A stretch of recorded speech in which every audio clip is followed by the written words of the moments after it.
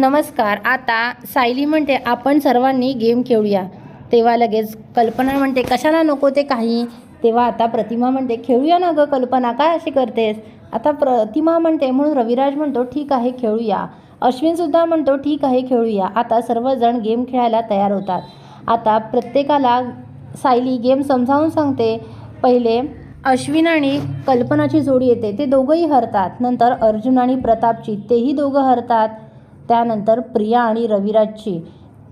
तेव्हा त्यांना रविराजने हातात सुई धरलेली असते आणि प्रियाला त्यात दोरा ओवायचा असतो, ते सुद्धा प्रियाला जमत नाही. भामटी प्रिया हरते. त्यानंतर सायली आणि प्रतिमा येतात. सायली आणि प्रतिमा डोळे झाकून एकमेकींना टिकल्या लावायच्या असतात, तेही बरोबर. दोघींचेही डोळे बंद असतात आणि दोघीही हळूहळू हाताने चाचपडत एकमेकींना टिकल्या लावतात. आणि मग डोळे उघडल्यावर बघतात तर काय, आपण दोघींनीही अगदी बरोबर टिकले लावले आहेत. म्हणून दोघींनाही आनंद होतो आणि दोघींची जोडी जिंकते. आता सर्वजण टाळ्या वाजवतात. पूर्णाजी म्हणते या जोडीमध्ये खूप छान बॉन्डिंग आहे, कारण ही जोडी जिंकली आहे, बाकी सगळ्या जोड्या हरल्या आहेत. आता सायली आणि प्रतिमा जिंकल्या म्हणून प्रियाचा जळफळाट होतो. ती उठते आणि म्हणते नाही नाही नाही, यांनी चिटिंग केली, या खोटारड्या आहेत, या एक नंबरच्या खोटं बोलतात, यांनी सगळं बघितलं होतं, यांनी डोळे बंद केले नव्हते, या खोटं बोलून जिंकल्या. आता मात्र रविराजला राग येतो. रविराज प्रियाला म्हणतो तन्वी काही काय बोलतेस तू, समजतं ना तुला. तेव्हा लगेच रविराज असं म्हणतात. प्रिया म्हणते हो बाबा, या खोटारड्या आहेत, या खोटं बोलल्या आहेत. आता अश्विनला राग येतो, कारण अश्विनने सुद्धा बघितलेलं असतं, या दोघी अगदी प्रामाणिकपणे खेळलेल्या होत्या. आता रविराज लगेच म्हणतो की तन्वी काही बोलू नकोस. तरी तन्वी म्हणजे प्रिया भामटी काही ऐकायला तयार नसते, तिचं तोंड चालूच असतं. म्हणून रविराजला राग येतो.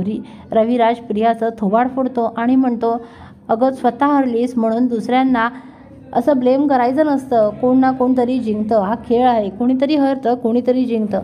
अगं त्या जिंकल्या तर त्यांना तू चेअरअप कर ना, का त्यांच्यावर अशी जळतेस, का त्यांना असं खोटं ठरवतेस आणि काहीही बोलतेस. त्यांना कोणतेही अपशब्द वापरलेले आणि काहीही बोललेलं मला चालणार नाही. आणि प्रतिमा तुझी आई आहे तरीसुद्धा तू तिला असं म्हणतेस, अगं लाज नाही वाटत तुला. आता रविराज प्रियाच्या कानाखाली मारून तिथून प्रतिमाला म्हणतो चल, हिच्यासोबत ना खेळण्याची काही गरज नाही आहे, अर्थच नाही आहे खेळण्याला काही. तेव्हा सायली त्यांना थांबवते. तेव्हा रविराज आणि प्रतिमा थांबतात. तेव्हा आता सायली प्रियाजवळ येते आणि म्हणते प्रिया अगं खेळामध्ये हार जीत ही होत राहते, पण दुसऱ्यांना असं नावं ठेवणं, लगेच खोटारडं वगैरे म्हणणं, अपशब्द वापरणं हे चुकीचं आहे. तू हरलीस ना तर हारसुद्धा पत्करायची तयारी ठेव. आता अर्जुन, कल्पना, पूर्णाजी, प्रताप सर्वच जण प्रियाला खूप काही बोलत असतात.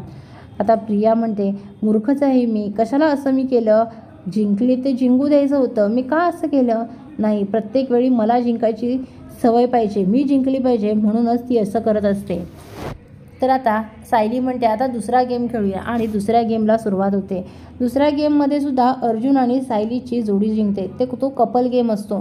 त्यामध्ये अर्जुन सायलीचं कपलच अगदी योग्य कपल म्हणून ठरलं जातं. त्यामुळे आता प्रतिमा त्यांचं कोडकौतुक करत असते आणि सगळ्यांना सांगते आता सायली अर्जुनला सगळ्यांनी माफ करा. आता सगळे सुभेदार विचार करत असतात.